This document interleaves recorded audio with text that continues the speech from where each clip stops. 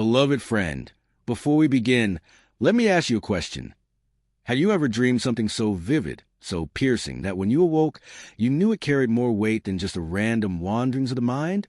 Or have you ever carried in your heart a dream, a vision of your life, so persistent that even when you tried to bury it under fear or doubt, it rose up again like a flame that refused to die? C.SLewis once said in Mere Christianity, "If I find in myself a desire which no experience in this world can satisfy, the most probable explanation is that I was made for another world." Dreams, whether they come in the night or live within the secret chambers of the heart, are often whispers from that other world, echoes of eternity planted by the hand of God Himself. Tonight, I want to take you on a journey through 7 kinds of dreams, 7 signs that may reveal you are chosen by God for something greater than you could imagine. We will walk together with the wisdom of Scripture and the brilliance of C.S.Lewis, who so often taught us that behind our longings, behind our stories, behind even our fears, is the presence of God calling us home. Stay with me until the end, because one of these dreams may be yours. And if it is, then take heart, for God has chosen you. Dream number 1, the dream of light in darkness. There are some who dream of light, a sudden shining that pierces a gloom. Perhaps you have seen it, a candle burning in the night, a sunrise breaking through the storm, a face radiant with hope. This is not just a dream of comfort. It is a revelation. It is the whisper of Christ, the light of the world, breaking into your soul. In the last battle, the final Narnian chronicle, Lewis paints a scene where all seems lost. Darkness has swallowed Narnia, lies have deceived the people, and fear has triumphed. Yet, at the end, the children awaken to a light beyond all lights, the true Narnia, the eternal kingdom. Lewis describes as further up and further in. If you dream of light in your darkest places, God is calling you to remember. The darkness cannot overcome the light. These dreams often come to the broken, to those weighed down by sin, grief, or despair. It is God's way of saying, "I see you. I have not forgotten you. I have chosen you." Scripture tells us in John 1 verse 5, "The light shines in the darkness, and the darkness has not overcome it." So, my friend, if you have seen light in the darkness, whether in a night dream or in the hidden hopes of your heart, take courage. God's hand is upon you. Dream number 2, the dream of flight. Have you ever dreamed of flying? Of rising above the earth, weightless, soaring beyond boundaries? This dream is ancient. It is humanity's longing for freedom, for escape from the prison of sin, shame, and mortality. Lewis himself wrestled with this in The Weight of Glory. He spoke of that deep desire, that longing to fly toward a beauty we cannot yet fully touch. We do not want merely to see beauty. We want something else which can hardly be put into words, to be united with the beauty we see, to pass into it, to receive it into ourselves, to bathe in it, to become part of it. The dream of flight is the soul's recognition that we were not made for chains. We were made for heaven. If you dream of flying, God is stirring something in you. He is saying, "You are not bound to this world. I have given you wings of the Spirit." Isaiah 40 verse 31 proclaims, "They that wait upon the Lord shall renew their strength. They shall mount up with wings as eagles." Such dreams are not fantasy. They are prophecy.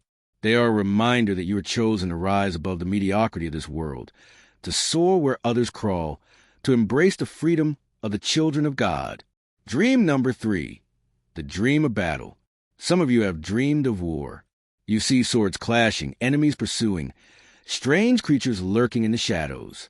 You wake up with your heart pounding, as if you had truly been fighting.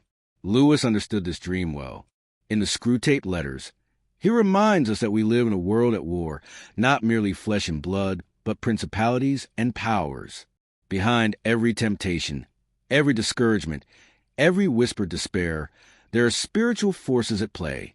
To dream of battle is to be reminded that you are a soldier of Christ, that you were chosen not for comfort, but for victory. Do not be afraid of such dreams. They are not nightmares. They are training grounds. They are glimpses of the invisible war raging around you, and they are God's way of saying, "Arm yourself, put on the armor of God, for I have chosen you to stand." Ephesians 6 verse 13 commands us, "Therefore take up the whole armor of God, that you may be able to withstand in the evil day, and having done all, to stand firm. If you dream of battle, rejoice." It means you are dangerous to the kingdom of darkness. It means you have been chosen as a warrior of light. Dream number 4, the dream of a journey. There are dreams where you are walking, traveling, seeking. Perhaps you are on a road that never ends, or a path that twists through mountains and valleys. C.SLewis loved journeys. He filled the Chronicles of Narnia with quests and pilgrimages. In The Pilgrim's Regress, he even told the story of his own conversion as a spiritual journey through landscapes of doubt, desire, and discovery. Why do some dream of journeys? Because God has marked their life with a pilgrimage.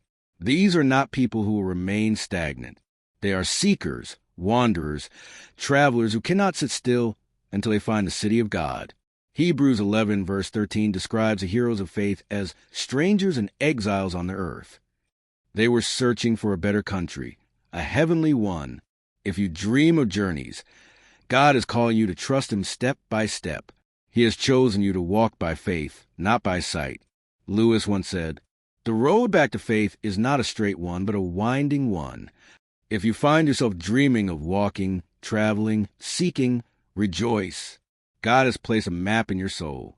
He has chosen you for the road that leads home. Dream number 5, the dream of a door. Some of you have dreamed of doors. A lock gate, a door half open, a door that leads into blinding light. Lewis wrote The Great Divorce, a vision of souls who stood before the open doors of heaven. And yet some turned away. Why? Because they could not let go of their pride, their sins, their idols. The dream of a door is God's way of speaking to you. I am opening something new. Step through. I have chosen you. Revelation 3 verse 8 says, "Behold, I have set before you an open door which no one is able to shut." When you dream of doors, God is showing you possibilities. He is inviting you into destiny. But the choice is yours. Will you enter? Will you leave behind what cannot follow?